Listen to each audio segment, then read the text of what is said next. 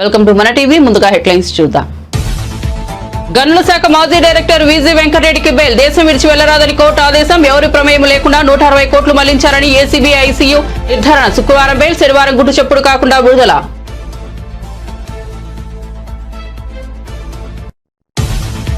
కుట్రపూరిత రాజకీయాలు చేస్తున్నారంటూ మంత్రి దామోదర రాజనరసింహ ఆగ్రహం. ఆందోళన నిర్వహించిన ప్రజాపాలన విజయోత్సవ సభలో మాట్లాడిన రాజనరసింహ, రేవంత్ సర్కార్ కు ఉచ్చు బిగుసుకుంటుందంటూ కొంతమంది ఢిల్లీకి పారిపోయారని రాజనరసింహ ఎద్దేవా. దేశ రాజధాని ఢిల్లీలో క్షీణిస్తున్న గాలి నాణ్యత. నేటి నుంచి మరికొన్ని ఆంక్షలు అమలు చేయాలని నిర్ణయం. తదుపరి ఆదేశాలు ఇచ్చే వరకు పాఠశాల తరగతులు ఆన్లైన్లోనే నిర్వహించాలని సీఎం ఆదేశం.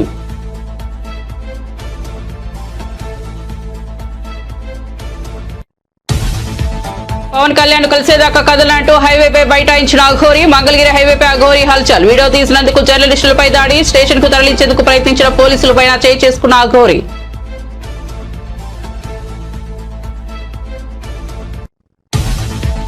తెలంగాణ ప్రభుత్వం కీలక ప్రకటన. ఎలక్ట్రిక్ వాహనదారులకు బంపర్ ఆఫర్. ఎలక్ట్రిక్ వాహనాలపై 2 ఏళ్ల పాటు రోడ్ ట్యాక్స్, రిజిస్ట్రేషన్ ఛార్జీల మినహాయింపు, 100% ఉపశమనం కల్పిస్తూ ప్రభుత్వం నిర్ణయం. డిసెంబర్ 2026 చివరి వరకు అవకాశం.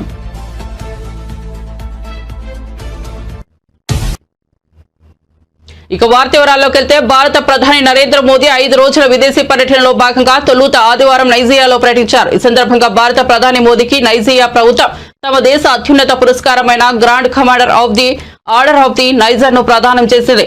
అబుజాలో పర్యటించిన సందర్భంగా మోదీకి ఈ అత్యున్నత పురస్కారాన్ని అందజేశారు. ఫెడరల్ క్యాపిటల్ ట్రెజరీ మంత్రి నైజాం ఏజెంట్ లో సాదర స్వాగతం పలికి జ్ఞాపికను అందజేశారు. విశ్వాసం, గౌరవానికి గుర్తుగా అబుజా సిటీకి మోదీకి బహుకరించారు. ఇందుకు సంబంధించిన వీడియోను नाइजीरिया के राष्ट्रीय पुरस्कार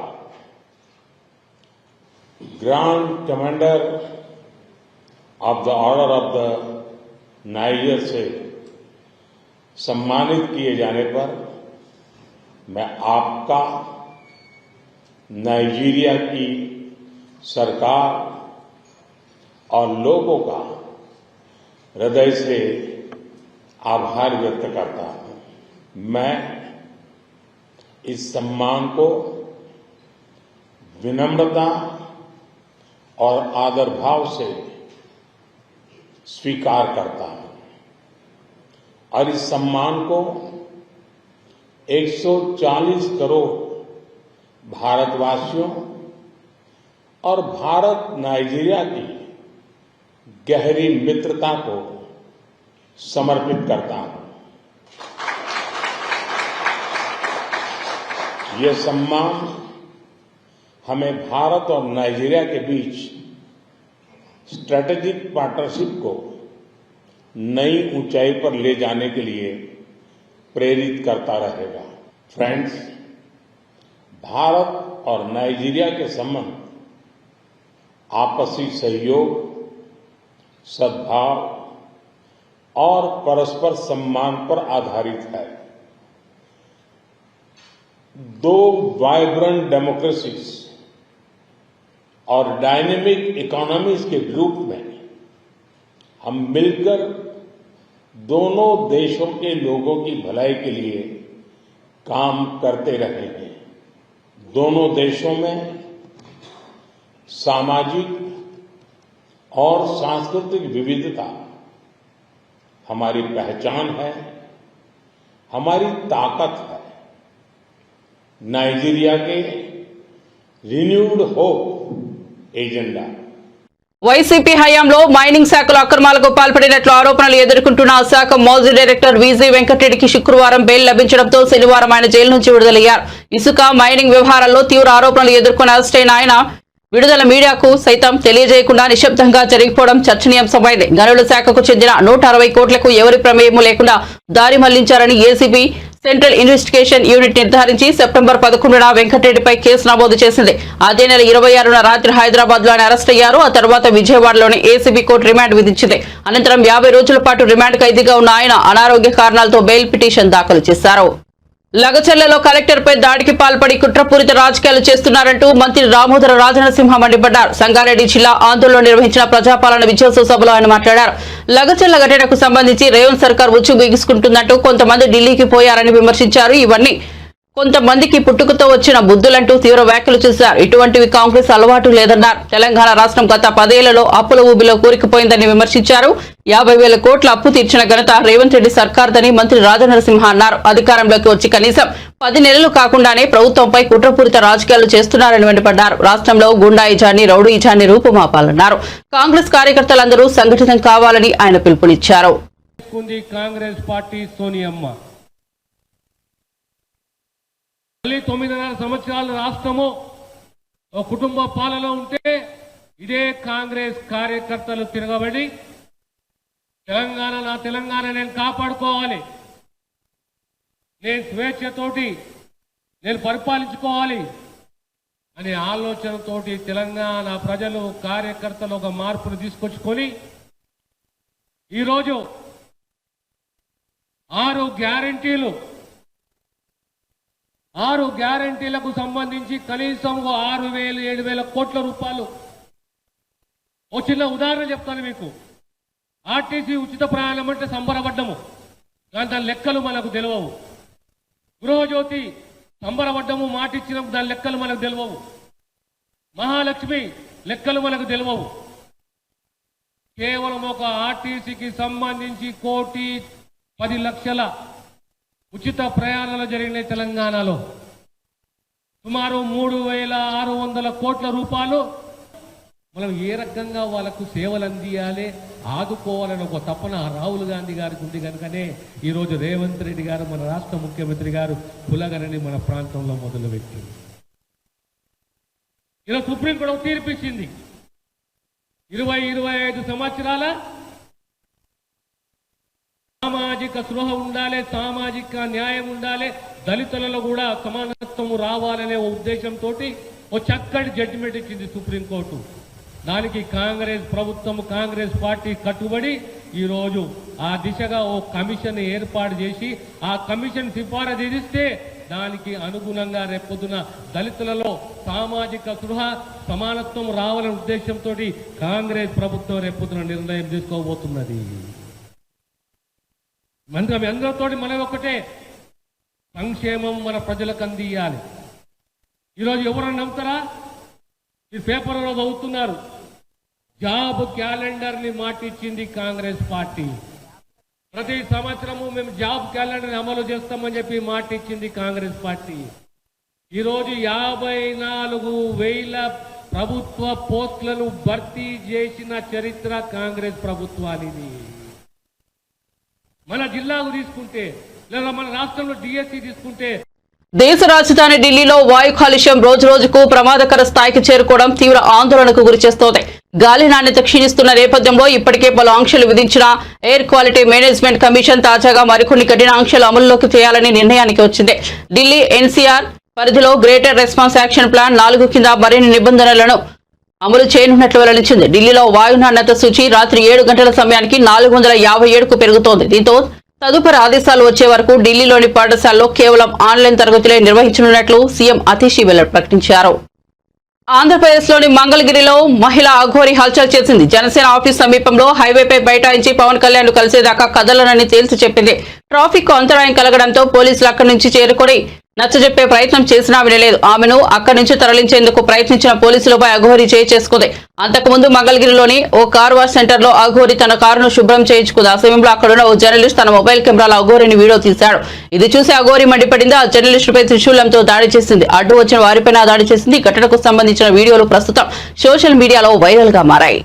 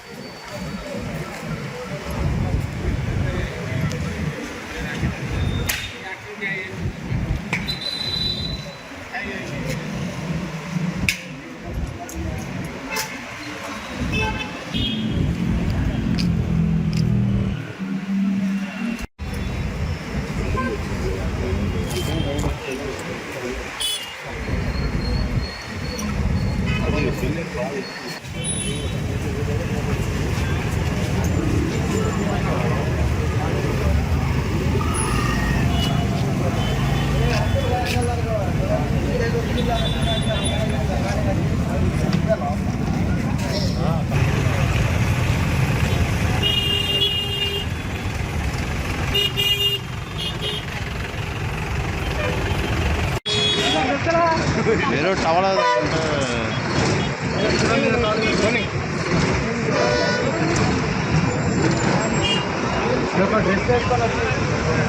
డ్రెస్ తీస్తే నేను కుక్క కూడా దేకను.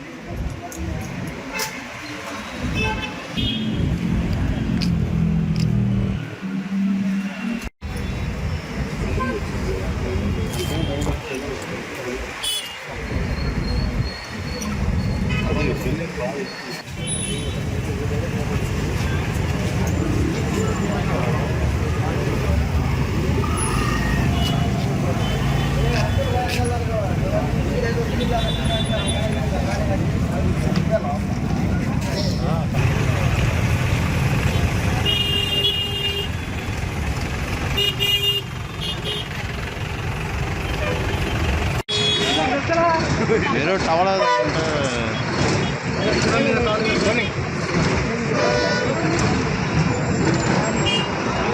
డ్రెస్ వేసుకొని డ్రెస్ తీస్తే నేను కుక్క కూడా దేకను.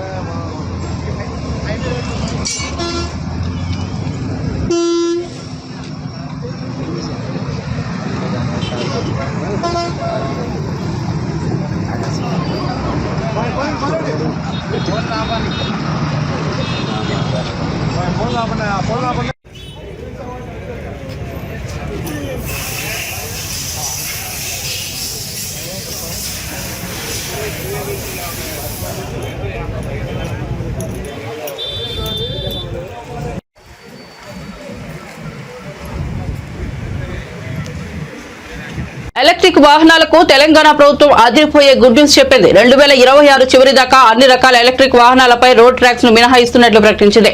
రాష్ట్రంలో కొనుగోలు చేసే అన్ని ఎలక్ట్రిక్ వాహనాలపై రిజిస్ట్రేషన్ ఫీజు 100% మినహాయింపు ఇవ్వాలని సీఎం రేవంత్ రెడ్డి సర్కార్ నిర్ణయించింది. ఈ మేరకు ప్రభుత్వం కీలకమైన విధానపరమైన నిర్ణయం తీసుకుంది. రాష్ట్రంలో కాలుష్య నియంత్రణ లక్ష్యంగా ఈ కీలక ప్రకటన చేసింది. ఈ మేరకు గతంలో ఉన్న పరిమితులను రద్దు చేసి మరో 2 ఏళ్ల వరకు ట్యాక్స్లను రద్దు చేస్తూ జీవోను జారీ చేసింది. దీంతో ఎలక్ట్రిక్ ద్విచక్ర వాహనాలు, కార్లు, టాక్సీలు, క్యాబ్లు, ఆటో రిక్షాలు, తేలికపాటి రవాణా వాహనాలు, బస్సులు కొనుగోలు చేసిన వారికి భారీ ఉపశమనం లభిస్తుంది. రాష్ట్రంలో కొనుగోలు చేసిన ఎలక్ట్రిక్ ట్రాక్టర్లకు కూడా ఈ ఆఫర్ వర్తిస్తుంది. వైసీపీ అధినేత జగన్ ను ఉద్దేశించి టీడీపీ ఎమ్మెల్యే కోటంరెడ్డి శ్రీధర్ రెడ్డి ఆసక్తికర వ్యాఖ్యలు చేశారు. జగన్ ను చూసి చాలా రోజులు అవుతోందని, ఆయన అసెంబ్లీకి కూడా రావడం లేదని చెప్పారు. జగన్ అసెంబ్లీకి రావాలంటే ఒక చిట్కా ఉందని, అసెంబ్లీలో ప్రతిరోజు గంట సేపు మాట్లాడేందుకు సమయం ఇస్తేనే జగన్ వస్తారని, లేకపోతే రారని అన్నారు. ఆయన ఏం మాట్లాడినా ఎవరు అడ్డు రాకూడదని, అదే ఆయన ఫిలాసఫీ అని ఎద్దేవా చేశారు. అసెంబ్లీ లాబీలో మీడియాతో చిట్చాట్ చేస్తూ ఆయన ఈ వ్యాఖ్యలు చేశారు. ఏపీ అసెంబ్లీలో ప్రశ్నోత్తరాల సమయంలో స్పీకర్ అయ్యన్న పాత్రుడు తీవ్ర వ్యాఖ్యలు చేశారు. జగనన్న కాలనీల గురించి మాట్లాడుతూ అధికారులు ఇస్తున్న నివేదికలకు వాస్తవ పరిస్థితులకు మధ్య చాలా తేడా ఉందని అన్నారు. తప్పుడు నివేదికలు ఇచ్చిన అధికారులపై చర్యలు తీసుకోవాలని ఆదేశించారు. ఒక అధికారిపై చర్యలు తీసుకోకుంటే మిగిలిన అధికారులు ఇలా అవుతారని అన్నారు. తప్పుడు నివేదికలు ఇస్తే పద్ధతులను అధికారులు వెంటనే మానుకోవాలని హితవు పలికారు. అసెంబ్లీకి తప్పుడు రిపోర్టులు ఇచ్చిన అధికారులపై యాక్షన్ తీసుకుంటే మిగిలిన అధికారులు సెట్ అవుతారని చెప్పారు. జగనన్న కాలనీలపై పూర్తి స్థాయిలో విచారణ చేపట్టాలని అన్నారు. ఈ నేపథ్యంలో మంత్రి కొలుసు పార్థసారథి మాట్లాడుతూ జగనన్న కాలనీలపై విచారణకు ముఖ్యమంత్రి చంద్రబాబు ఇప్పటికే ఆదేశించారని తెలిపారు. జగనన్న కాలనీలపై శాఖాపరమైన విచారణతో పాటు విజిలెన్స్ విచారణ కొనసాగుతోందని చెప్పారు. జిల్లా నుంచి వచ్చాను కాబట్టి నాకు తెలుసు. మీరిచ్చినటువంటి రిపోర్టులో అధికారులు ఇచ్చిన రిపోర్టు వాస్తవం కాదు, వాస్తవంగా మాట్లాడుకుంటే. అంటే మిమ్మల్ని ఏమన్నానంటే ఈ డైరెక్షన్ కాదు, రిక్వెస్ట్ ఇది. ఒకసారి రామకృష్ణ బాబు గారి ఉన్న ఇన్ఫర్మేషన్ తీసుకొని అది ఎంతవరకు వాస్తవం ఎంక్వైరీ చేసి హౌస్కి తప్పుడు రిపోర్ట్ ఇచ్చిన అధికారుల మీద వెంటనే చర్య తీసుకోండి. ఇది బయట స్టేజ్ మీద మాట్లాడినట్టు హౌస్కి ఇస్తే తప్పది. హౌస్కి తప్పుడు రిపోర్ట్ ఇచ్చిన ఎంక్వైరీ చేసి అధికారుల మీద యాక్షన్ తీసుకుంటే మిగతా అధికారులు అందరూ నేను కూడా ఆ జిల్లా నుంచి వచ్చాను కాబట్టి నాకు తెలుసు. మీరు ఇచ్చినటువంటి రిపోర్టులో అధికారులు ఇచ్చిన రిపోర్టు వాస్తవం కాదు, వాస్తవంగా మాట్లాడుకుంటే. అంటే మిమ్మల్ని ఏమన్నానంటే ఈ డైరెక్షన్ కాదు, రిక్వెస్ట్ ఇది. ఒకసారి రామకృష్ణ బాబు గారి ఉన్న ఇన్ఫర్మేషన్ తీసుకొని అది ఎంతవరకు వాస్తవం ఎంక్వైరీ చేసి హౌస్కి తప్పుడు రిపోర్ట్ ఇచ్చిన అధికారుల మీద వెంటనే చర్య తీసుకోండి. ఇది బయట స్టేజ్ మీద మాట్లాడినట్టు హౌస్కి ఇస్తే తప్పది. హౌస్కి తప్పుడు రిపోర్ట్ ఇచ్చిన ఎంక్వైరీ చేసి. లగచర్ల ఘటన తెలంగాణ రాజకీయాల్లో ప్రకంపనలు పుట్టిస్తోంది. తాజాగా ఈ అంశంపై డీకే అరుణ మాట్లాడుతూ లగచర్ల గ్రామంలో ఫార్మా కంపెనీకి భూములు ఇవ్వబోమని గత 8 నెలలుగా గ్రామస్తులు ఆందోళన చేస్తున్నారని అన్నారు. బలవంతంగా భూములు లాక్కుంటామని అధికారులు చెప్పడంతో రైతులు ఆగ్రహానికి గురయ్యారని, ప్రజాభిప్రాయ సేకరణను బహిష్కరించారని చెప్పారు. రేవంత్ రెడ్డి సోదరుడు అక్కడున్న రైతులను భయపెట్టారని, ఎలాగైనా భూములను గుంజుకుంటామని చెప్పారని మండిపడ్డారు. తర్వాత గ్రామాల్లోకి వచ్చిన పోలీసు ఇష్టం వచ్చినట్లు దాడి చేశారని అన్నారు. ముఖ్యమంత్రి రేవంత్ రెడ్డిది కొడంగల్ కాదని వారు వలస వచ్చారని డీకే అరుణ చెప్పారు. రేవంత్ రెడ్డి సీఎం అయితే తమ నియోజకవర్గం బాగుంటుందని ప్రజలు గెలిపిస్తే ఆయనేమో జనాలపై కక్ష కట్టారని దుయ్యబట్టారు. లగచర్ల బాధితులను వెంటనే విడుదల చేయాలని డిమాండ్ చేశారు. పంతాలకు పోవద్దని, ప్రజల ఆకాంక్షలను గౌరవించాలని సూచించారు. వాళ్ళు వివరించినటువంటి తీరుపై ఆందోళన చెందినటువంటి రైతులు అక్కడ ఆగ్రహానికి లోనటువంటి సందర్భంగా జరిగిన సంఘటన అది. మరి ఆ రోజు రాత్రి మరి పోలీసులు పెద్ద ఎత్తున గ్రామంలో పడి, రాత్రి ఇండ్ల మీద పడి, పెద్ద ఎత్తున ఇండ్లకు దూరి కొట్టి, లాఠీ చార్జ్ చేసి అడ్డగోలుగా మమ్మల్ని కొట్టి, వ్యాన్లు ఎక్కించి ఇష్టం ఉన్నట్టుగా కొట్టిండ్రు మమ్మల్ని. తలుపులు తిరగొట్టుకుని డైరెక్ట్గా ఇండ్లలోకి వచ్చి మమ్మల్ని వ్యాన్లలో ఎక్కించుకొని తీసుకొచ్చిండ్రు. ఇక్కడ కూడా పోలీస్ స్టేషన్లో తీవ్రంగా మమ్మల్ని కొట్టినటువంటి బాధను ఈరోజు జైల్లో ఉన్నటువంటి రైతులు వ్యక్తం చేస్తూ ఉన్నారు. దీనిపైన ముఖ్యమంత్రి గారు తన నియోజకవర్గంలో జరిగినటువంటి సంఘటనను తమ యొక్క వైఫల్యాన్నిగా చూపించుకోలేక, ఇది తమ వైఫల్యం అని చెప్పుకుంటే, తమ నియోజకవర్గంలో జరిగిన సంఘటన వైఫల్యం అని చెప్పుకుంటే తన ముఖ్యమంత్రి పదవికి అవమానమని భావించినటువంటి ముఖ్యమంత్రి గారు ఇది రాజకీయ పరంగా దీంట్లో ఏ విధంగానైనా మేము అనుకున్నాం కాబట్టి అక్కడ ఫార్మసీ పెట్టి తీరుతాం అనేటటువంటి విధంగా వాళ్ళని భయపడిస్తూ, మీరెవరైతే జైల్లో ఉన్నటువంటి వాళ్ళు బయటికి రావాలంటే మీరందరూ కూడా ఇళ్లలో ఉన్నటువంటి ప్రతి ఒక్కరు సంతకాలు చేస్తేనే వాళ్ళు జైళ్ళలోంచి బయటకు వస్తారని భయపడము. వాళ్ళు ఇళ్లలోకి వెళ్ళి కొంతమందిని ఎవరైతే ఆ రోజు అరెస్ట్ చేసిండ్రో తీసుకొచ్చిన వాళ్ళలో కాంగ్రెస్ పార్టీ వాళ్ళని అంతా వదిలేసిండ్రు. వాస్తవంగా ఆ రోజు ఏదైతే వీడియోస్ ఉన్నాయో ఆ వీడియోస్ లో ఉన్నటువంటి వాళ్ళు పార్టీలకు అతీతంగా పాల్గొన్నారు ఆ రోజు జరిగినటువంటి రగడలో. కానీ దాంట్లో వ్యక్తిగతంగా ఏరి భారతీయ జనతా పార్టీకి ఎవరు పనిచేసిండ్రు లేదా ఇతర పార్టీలకు ఎవరు పనిచేసిండ్రు, దాంట్లో కాంగ్రెస్ వాళ్ళు ఎవరు అని మొత్తం కూడా చూసి ఆ లిస్టులు తీసుకొని కాంగ్రెస్ పాలన అంతా కూడా బయటకు వదిలేసి ఇక్కడ మొన్నటి పార్లమెంట్ ఎన్నికల్లో ఆ గ్రామంలో భారతీయ జనతా పార్టీకి మెజారిటీ ఇచ్చిందని కక్షతో వారి మీద ఒక్కొక్కరిని ఏరి వాళ్ళని తీసుకొచ్చి రోజు జైల్లో పెట్టడం అనేది చాలా శోచనీయం అని చెప్పి నేను తెలియజేస్తాను. ఒక ముఖ్యమంత్రి గారు కానీ ఈ విధంగా ప్రజలకు స్వేచ్ఛ లేకుండా తమ నియోజకవర్గంలో మీ నియోజకవర్గ ప్రజలు ఒక ప్రాజెక్టు గురించి వాళ్ళు భూములు ఇవ్వము అంటే ఒక నియోజకవర్గ ప్రతినిధిగా మీ ధర్మం నిజంగా ప్రాజెక్టు ద్వారా వాళ్ళకి లాభమే జరుగుతుంది అనుకుంటే మీ ధర్మం ఆ గ్రామానికి మీరు పోవాలేదే, ఎమ్మెల్యేగా శాసనసభ్యునిగా మీరు ఆ గ్రామాలకు వెళ్ళాలి, వాళ్ళని కన్విన్స్ చేయాలి, నిజంగా దాని నుంచి వాళ్ళకి లాభం జరుగుతుంది అనేటటువంటి ఆలోచన మీ నియోజకవర్గ ప్రజలకు లాభం చేయాలి, వాళ్ళకు మేలు చేయాలనేటటువంటి ఆలోచన ఉంటే మీరు వాళ్ళ దగ్గరికి వెళ్ళి వాళ్ళని ఒప్పించి వాళ్ళలో ఉన్నటువంటి అపోహలను తొలగించాల్సిన బాధ్యత ముఖ్యమంత్రికి ఉంటుంది. ఆ యొక్క నియోజకవర్గం శాసనసభ్యుడిగా మీకు ఉంటుంది. కానీ అది ఏది లేకుండా అధికారాన్ని అడ్డు పెట్టుకొని నేను ముఖ్యమంత్రిని కదా అనేటటువంటి విధంగా వాళ్ళ మీద దౌర్జన్యాలు చేసి భయపెట్టించి కొందరిని మీ కాంగ్రెస్ పార్టీ నాయకులని గుప్పిట్లో పెట్టుకొని వాళ్ళు ఎవరు పేర్లు చెప్తే వాళ్ళని చెప్పి వాళ్ళ మీద దాడులు చేపించి వాళ్ళ మీద పోలీస్ స్టేషన్లో పెట్టించి అనేక రకాలుగా హింసకు గురి చేయడం అనేది ఏమాత్రం సమంజసం కాదని చెప్పి సందర్భాన్ని తెలియజేస్తా ఉన్నా. తర్వాత కూడా మరుసటి రోజు 12వ తేదీ జరిగిన సంగతి 14వ తేదీ నాడు మేము 13వ తేదీ నాడు మేము లగచర్ల పోతుంటే లగచర్లకు నన్ను 144 సెక్షన్ ఉందని చెప్పి నన్ను అడ్డుకొని ఆ ప్రాంతం పార్లమెంట్ సభ్యురాలుగా నన్ను అడ్డుకొని ముఖ్యమంత్రి టీడీపీ ఎమ్మెల్యే సోమిరెడ్డి చంద్రమోహన్ రెడ్డి చేస్తున్న పనుల్లో అవినీతి కట్టలు తెంచుకుని ప్రవహిస్తోందని వైసీపీ నేత మాజీ మంత్రి కాకాని గోవర్ధన్ రెడ్డి ఆరోపించారు. టెండర్ల కంటే ముందే పనులను పూర్తి చేసిన ఘనత సోమిరెడ్డిదని విమర్శించారు. తూతూ మంత్రంగా పనులను పూర్తి చేసి నీళ్లు వదిలితే ఆ పనుల్లో నాణ్యత ఎలా ఉంటుందని ప్రశ్నించారు. కనుపూరు కాలువ పనుల్లో 30 కోట్ల అవినీతి జరిగిందని కాకాని ఆరోపించారు. ప్రజాధనాన్ని దుర్వినియోగం చేసిన అధికారులు రిటైర్డ్ అయినా సరే జైలుకు వెళ్లాల్సిందేనని చెప్పారు. వైసీపీ ప్రభుత్వ హయాంలో ఇరిగేషన్ పనుల్లో అవినీతి జరిగిందంటూ ఆరోపిస్తున్న సోమిరెడ్డి నోరు డ్రైనేజీ కంటే అధ్వానంగా ఉందని మండిపడ్డారు. కోట్లు కాకపోతే అవినీతి 140 కోట్లు అని చెప్పినటువంటి పరిస్థితి. బిల్లులు పట్టం కాదు, అసలు మంజూరే లేనటువంటి దానికన్నా అవినీతి ఎక్కువ చెప్పాడు. సరే, ఆ నోరు అర్థమైంది అందరికీ. దశాబ్దాలుగా సోమిరెడ్డి నోరు, ఆ నోటి కంపును గురించి నెల్లూరు జిల్లా ప్రజలందరికీ సుపరిచితం కాబట్టి ప్రత్యేకంగా చెప్పాల్సినటువంటి అవసరం లేదు. అయితే ఇన్ని నీతి వాక్యాలు మాట్లాడినటువంటి వ్యక్తి నిస్సిగ్గుగా నిర్భయంగా రైతులను అడ్డుపెట్టి ఈరోజు దోచుకోవడం మీద అనేక సందర్భాల్లో మాట్లాడడం జరిగింది. ఈరోజు కనుపూరు కాలువకు సంబంధించి ప్రతి ఒక్కరికి తెలిసినటువంటి విషయం. నవంబర్ 11వ తేదీ వరకు టెండర్లకి కాల పరిమితి ఉంది. టెండర్లు వేయాల్సినటువంటి ఆఖరి తేదీ 11వ తేదీ సాయంత్రం 5 గంటలకి. పోనీ ఈ ప్రభుత్వం ఏమైనా మొన్న వచ్చింది అంటే నిన్న హడావిడిగా పనులు చేసామని చెప్పడానికి ఈ ప్రభుత్వం ఏర్పడి 4 మాసాలు పూర్తయింది. నీళ్లు వదిలే ముందు అనేక సందర్భాల్లో మనం ఐఏబీలో వాపోయాం, రైతులు వాపోయారు, రైతు సంఘాలు వాపోయాయి. నీళ్లు వదిలే ముందు మొక్కుబడిగా తూతూ మంత్రంగా పనులు చేసి నీళ్లు వదిలేస్తే ఆ పనుల్లో నాణ్యత ఉండదు. ఆ నాణ్యత లేకుండా చేయడానికే, దోచుకోవడానికే నీళ్లు వదిలే ముందు పనులు చేస్తున్నారు అని చెప్పి పదే పదే చెప్పడం జరిగింది. ఇప్పుడు ఒక అడుగు ముందుకేసి నీళ్లు వదిలే ముందు టెండర్ల కన్నా ముందే ఈరోజు పనులు మొదలుపెట్టి చేయించారు. అంటే టెండర్లు అనేటువంటివి ఈ ప్రభుత్వంలో, కూటమి ప్రభుత్వంలో ఒక ఫార్స్గా మారిపోయింది. అంటే టెండర్లతో మాకు సంబంధం లేదు, ప్రభుత్వ విధి విధానాలు అనేటువంటివి కాగితాలకే పరిమితం అవుతాయి, కానీ మా చేష్టలకు అవి అడ్డు రావు అన్నట్టుగా ఈరోజు ఇరిగేషన్కి సంబంధించినటువంటి పనులు 11వ తేదీ వరకు ఉంటే ఈ లోపలే పనులు ప్రారంభించారు. పనులు ప్రారంభించి నీళ్లు వదిలిన తర్వాత ఆ పనులు ఎంత తెలంగాణ రాష్ట్ర అభివృద్ధి కోసం సోరియమ్మ తెలంగాణ రాష్ట్రాన్ని ఏర్పాటు చేస్తే అధికారంలోకి వచ్చిన కేసీఆర్ రాష్ట్రాన్ని ఆగం చేస్తే ప్రస్తుతం కాంగ్రెస్ రిపేర్లు చేస్తుందని టీపీసీసీ చీఫ్ మహేష్ కుమార్ గౌడ్ అన్నారు. సంగారెడ్డిలోని కాంగ్రెస్ పార్టీ ముఖ్య కార్యకర్తల సమావేశం నిర్వహించారు. ఈ సందర్భంగా మహేష్ కుమార్ గౌడ్ మాట్లాడుతూ గత 10 ఏళ్లలో రాష్ట్రాన్ని కేసీఆర్ ఆగం చేశారని, బంగారు తెలంగాణ అంటే కేసీఆర్ కుటుంబం మాత్రమే బంగారుమయం అయిందని ఆరోపించారు.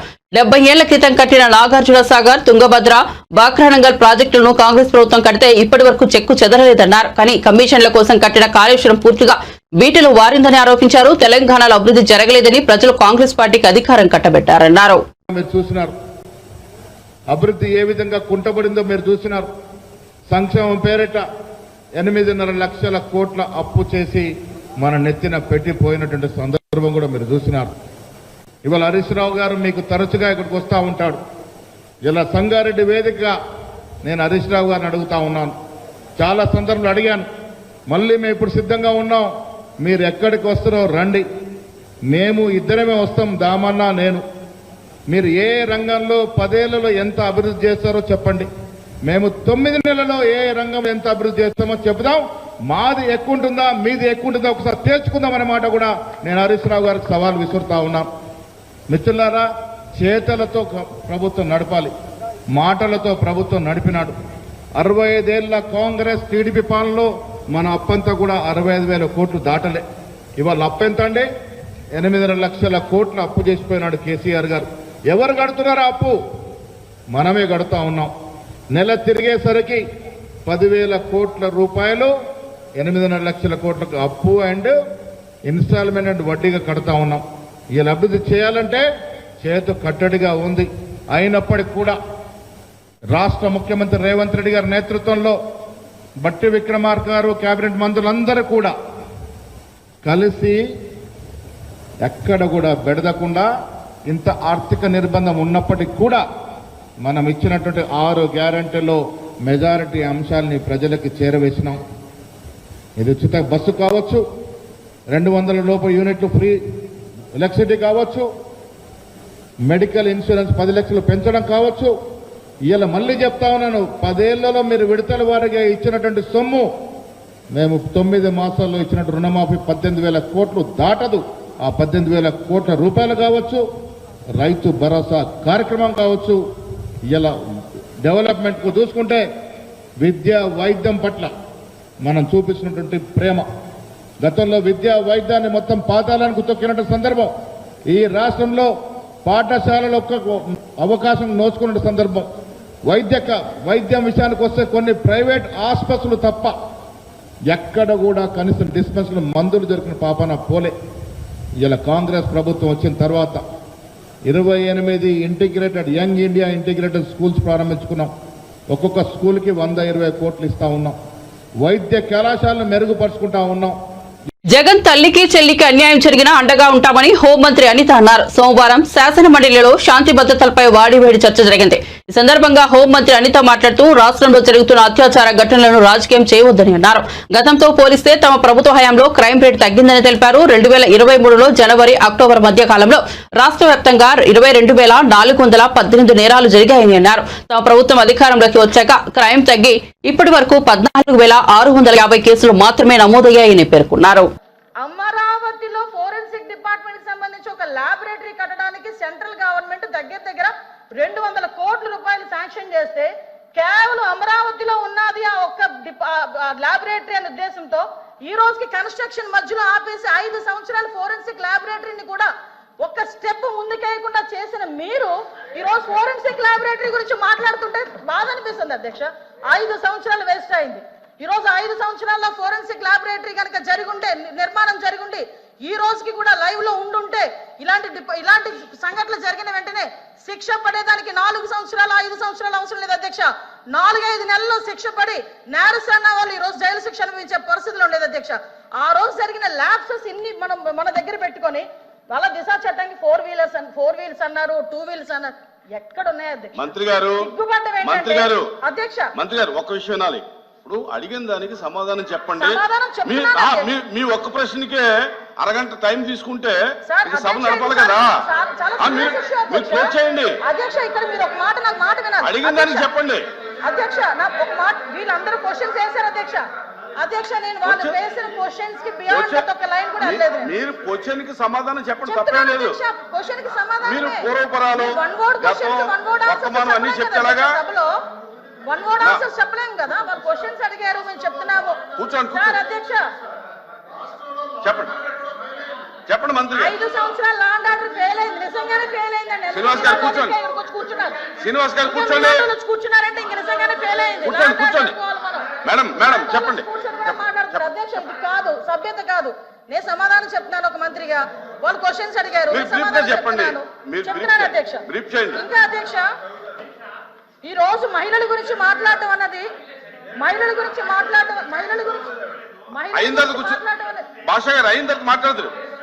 మేడం గారు చెప్పిన తర్వాత నేను మీకు రిక్వెస్ట్ మేడం మీరు చేతితో మాట్లాడండి. చాలా అనకూడదు కాబట్టి నేను ఆగుతున్నా. ఇప్పటి వరకు సభ్యులు అడిగిన క్వశ్చన్స్ ని దాటి నేను ఒక్క లైన్ ముందుకెళ్ళానేమో మీరే చెప్పండి. సభ్యులు అడిగిన దానికి కూడా వినే ఓపిక వాస్తవాలు చెప్తుంటే అంత బాధగా ఉందా? వాస్తవాలు చెప్తుంటే అంత బాధగా ఉందా మీకు? మేడం మీరు చేతితో మాట్లాడండి అధ్యక్ష. ఇంకో 2 నిమిషాలు అధ్యక్ష. మీరు సభతో మాట్లాడేది చేతితో మాట్లాడండి. ఇప్పటి వరకు లాస్ట్ క్రైమ్ అవనియండి, ఇప్పుడు జరుగుతున్న ఏ క్రైమ్ అయినా అధ్యక్ష. బులెటిన్ ముగించే ముందు హెడ్లైన్స్ మరోసారి చూద్దాం. గనుల శాఖ మాజీ డైరెక్టర్ వీజీ వెంకటరెడ్డికి బెయిల్. దేశం విడిచి వెళ్లరాదని కోర్టు ఆదేశం. ఎవరి ప్రమేయం లేకుండా 160 కోట్లు మళ్లించారని ఏసీబీ ఐసీయూ నిర్ధారణ. శుక్రవారం బెయిల్, శనివారం గుట్టు చప్పుడు కాకుండా విడుదల.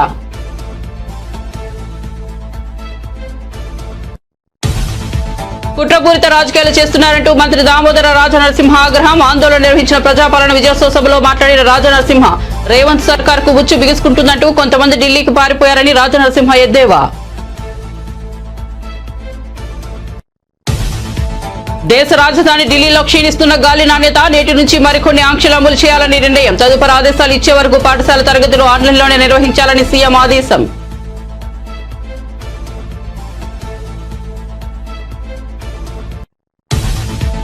పవన్ కళ్యాణ్ కలిసేదాకా కదలంటూ హైవేపై బైఠాయించిన అఘోరి. మంగళగిరి హైవేపై అఘోరి హల్చల్. వీడియో తీసినందుకు జర్నలిస్టులపై దాడి. స్టేషన్ కు తరలించేందుకు ప్రయత్నించిన పోలీసులపై చేయి చేసుకున్న అఘోరి.